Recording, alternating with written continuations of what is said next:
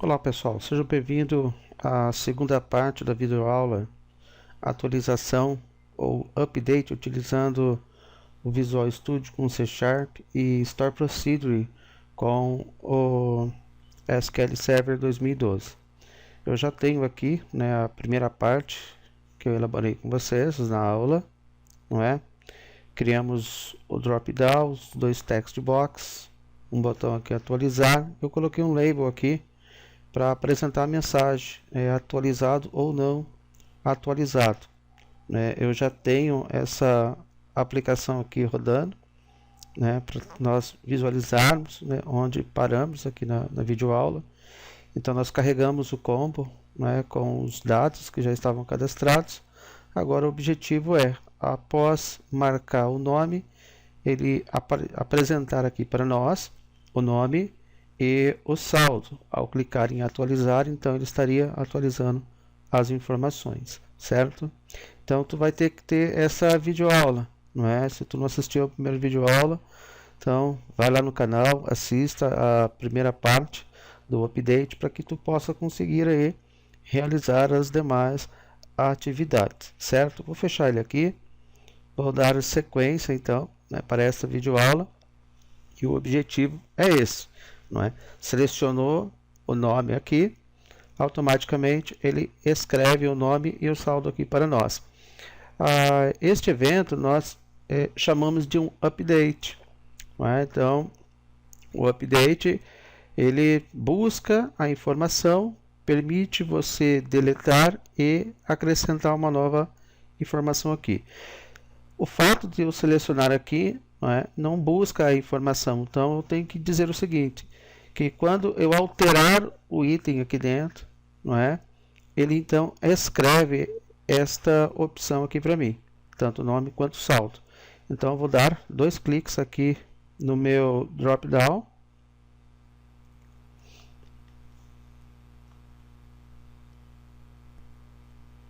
muito bem. Então tu tem aqui o drop down list 1 select index change, ou seja, quando eu atualizar o índice do meu drop down. Pessoal, eu já tenho aqui o meu SQL, a instância minha instalada. Nós estamos utilizando nessas videoaulas o banco serviço. Eu criei uma tabela chamada cliente com dois campos, apenas aqui para demonstração, que é o nome e o saldo, não é? E as Store Procedures. Então nós vamos fazer aqui a Store Procedure para que ela possa atualizar, não é, sendo executada no banco, mas chamada pela aplicação, certo? Então note que o drop-down está vazio. Bom, temos que então criar a Store Procedure aqui no nosso banco. Então vou pressionar o botão direito, adicionar aqui o New Store Procedure. Nós vamos apagar esta informação que aqui está. Vamos colocar o nome dela de consultar underline cliente. Pessoal, o update, para que ele possa acontecer, é necessário fazer uma localização prévia. Então, arroba nome varchar de 60. Muito bem, somente esse parâmetro. Então, vamos lá.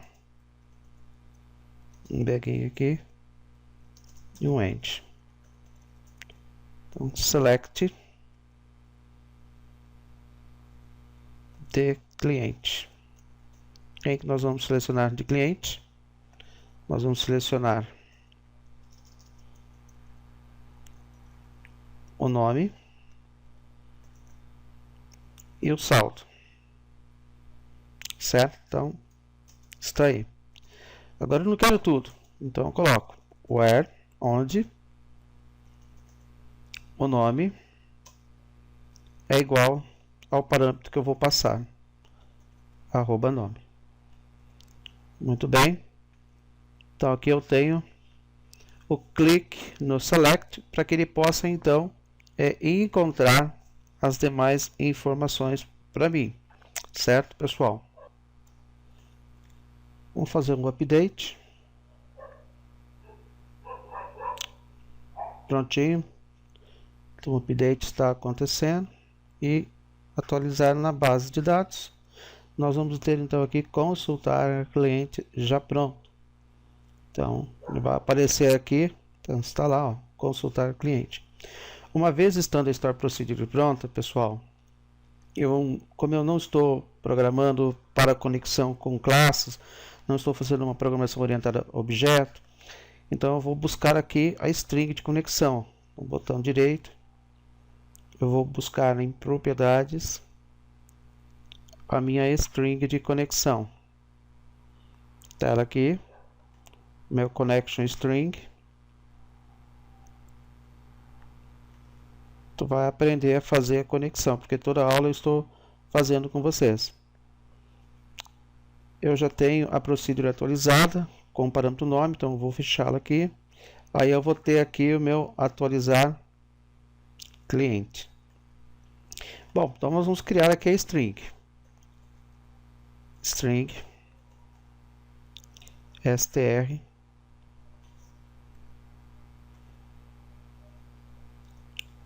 com igual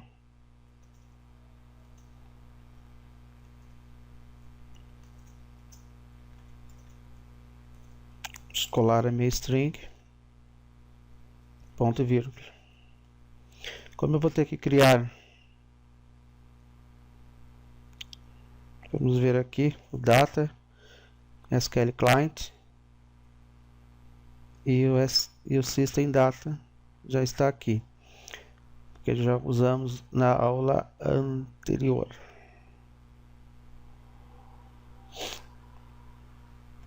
Então, vamos lá.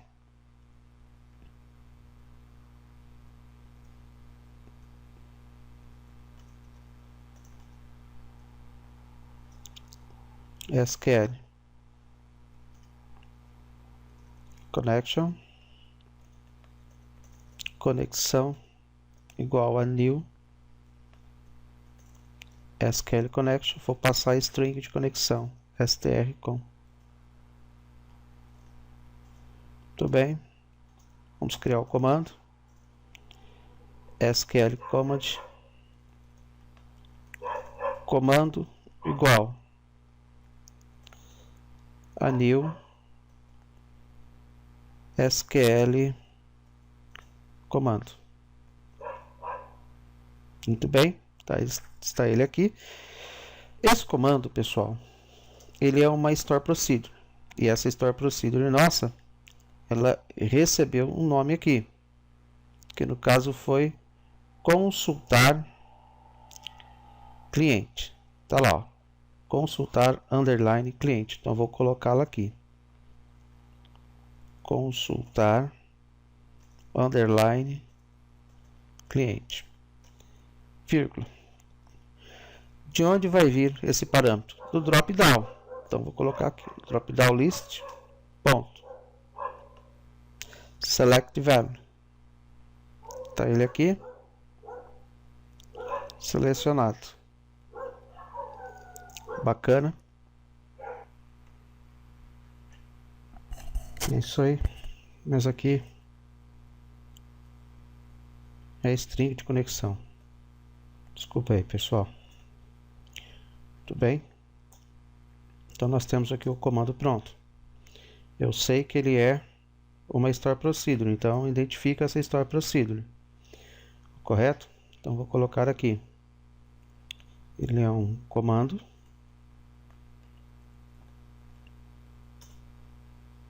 Ponto.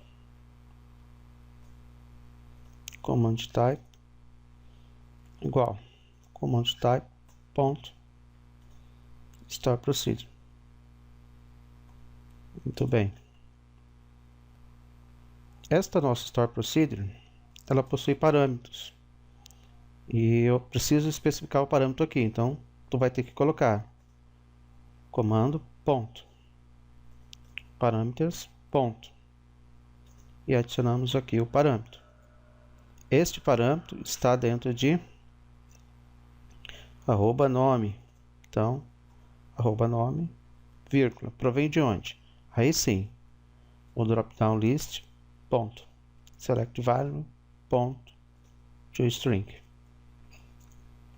Então já temos aqui o parâmetro sendo passado, ok? Esse parâmetro, ele posteriormente armazenará os dados, para serem especificados dentro dos text box. Então nós vamos fazer isso agora.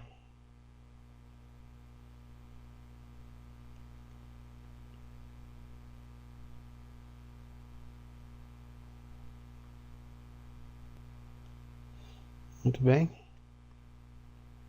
Então, vamos lá. Abrir a conexão. Muito bem. Conexão. .open. Uma vez a conexão aberta, nós vamos executar a consulta. Está dentro do comando .execute no care. Bom, pessoal, eu preciso passar esses dados para dentro dos text box agora. Eu vou fazer isso utilizando o date repeater, armazenando o resultado dentro de uma tabela. Vai ter uma tabela com uma linha, mas vai ser o suficiente para apresentar os valores de índice dentro dos text box. Correto? Então nós vamos criar agora o data repeater. Muito bem. Vamos colocar aqui SQL data repeater, vou chamar ele de DA igual a new SQL data repeater, executando o comando. Muito bem. Uma vez que ele executou o comando, eu preciso armazenar esses dados dentro de uma tabela. Então vou usar um data table. Vou chamar meu data table de dt igual a new data table. Bacana. Bom, pessoal, data table criado, mas eu preciso preencher agora o data table com os dados que ficaram aqui dentro do data header, que estão vindo da memória, sendo executado pelo execute no care. Então, eu vou colocar da.fill